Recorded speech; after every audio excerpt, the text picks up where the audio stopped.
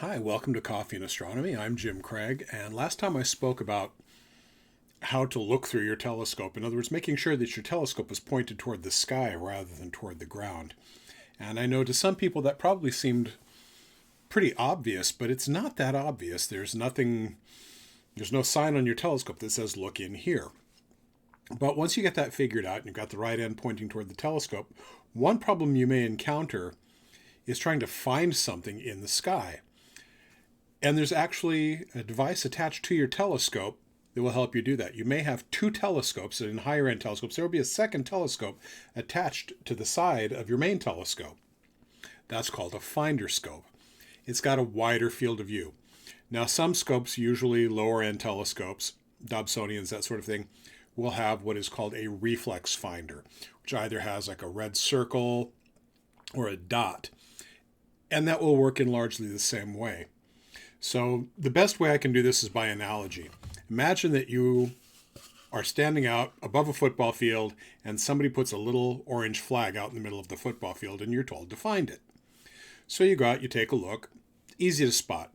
Green football field, orange flag. Easy to spot. Now imagine that somebody has given you a tube and that's your whole field of view right there. Maybe about a degree or less. Then you have to scan along the field and try to find the object, and you may skip right over it and miss it, then you have to start all over again. Well, imagine your finder scope as being your wide field of view, unobstructed, and your telescope as being a narrow field of view. It also happens to magnify, but that's another issue entirely. So the finder scope is how you find something. And then once you've got it in the finder scope, you look in your main scope, and you should see it. If your finder scope and your main scope are aligned, they have what is called the visual axis, and that is where the center of the field of view is pointing. And sometimes, because the finder scope can move around, sometimes it's not pointing in the same direction. It can be cross-eyed or maybe wall-eyed, but it's not pointing in the same direction. So what you want to do is you want to get them going in the same direction, what's called collimating them. There's another type of collimation that deals with the optics inside your scope, and we may go into that later. But right now you just want to get those two things looking at the same thing. So what you do is you need to find an object that's easy to find with your big scope. One thing that I've used is like radio towers. No matter where you live in the world, you're likely to have a radio tower or a church steeple or something that's fairly easy to find. You want it to be at least a mile away, because if it's too close, then your field of view your scope's going to be aligned like this. You want them to be parallel. And at a mile away, it's as close to parallel as makes no difference. You might be off by a fraction of a degree, but you'll still be so close in the ballpark, you'll never notice it. So maybe find a radio tower in the distance.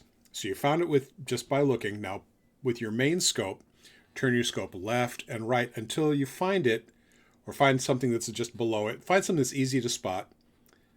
Then scan up the tower until you get to the very top of the tower or the object you're looking at.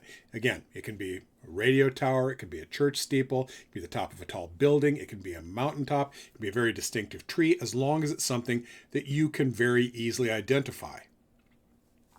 Once you've got your main scope aimed at that, lock it down so it doesn't move left, right, up, down in any way. Now go over to the smaller scope, and you'll notice that there are screws on the side. And this also works for reflex scopes. They've got little screws on the side for adjusting them. Those screws will move that little telescope in slight amounts, left, right, up, and down, and you adjust those screws. Now, it can take some patience because it's not intuitive. Sometimes you'll turn the screw one way and the scope will look like it's moving the opposite direction. With practice, you get to where you can do it fairly quickly, and you should do this every so often anyway. I have to do it about once a month when I go out and do my viewing, just to make sure that they're lined up the same direction. Once you get the object that was in your main scope in your finder scope, go back to your main scope, look again to make sure it's still pointed in that direction. If not, get it pointed there again and adjust your finder scope. And pretty soon you'll see the same objects you'll have a smaller, or you have a wider field of view, a smaller magnification in your finder scope. But if you get that finder scope to where those crosshairs are on the object you want to look at, then you look through your main scope and you will see it. And you can now use that for looking at the moon, the stars. Well, the stars don't do so much, but planets, nebulae, that sort of thing. Now, one thing that helps is the crosshairs in your scope can rotate, because you usually can rotate that scope. With the reflex finder, the red dot finder or the circle finder, that's not going to be such an issue.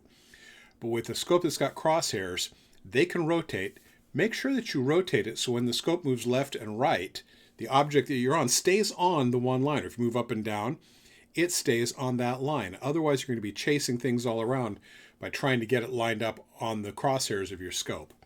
But once you get those collimated, finding objects in the sky, practice with the moon. It's a great way to start. Also, when you first do this, do it during the day. Practice with your telescope during the day, when you can see things, when you can see what's going on. Don't look at the sun with your scope. I can't emphasize that enough. Do not look at the sun with your scope. But definitely get out, practice during the day, finding distant objects on hillsides, that sort of thing. So you get familiar with how things look in your scope, how things move. And sooner or later, you're going to be out there star hopping, looking going from star to star to find the distant objects that you want to find in your telescope. If you have found this helpful, give me a thumbs up. If you didn't find it helpful, make a comment below so I can get some idea of how to improve these things a little bit. Again, these are sort of stream of consciousness, unscripted. I do think about them, but they are unscripted. If you have questions, leave them in the comments. And if you really like what you see here and find it helpful, consider becoming a patron by going to patreon.com, Planet of Mystery. That's patreon.com/planet_of_mystery. And for as little as $1 a month, you can help me bring these to you, because I do want to help you. But I do, it helps if I can afford to do this sort of thing. Right now, I've got a special bonus for all of my patrons on Patreon. If you are a subscriber, you can get a wallpaper made from an astrophoto that I took from my backyard. And that is for patrons at every level. And if you are above a certain level, if you want a custom size wallpaper, you let me know and I will do that. If you're at the $5 level or higher, I will customize that wallpaper to your size so you can use it on any device you want. So until next time, this is Jim Craig with Coffee and Astronomy. Get out there, enjoy the sky, and in the words of Jack Horkheimer, keep looking up.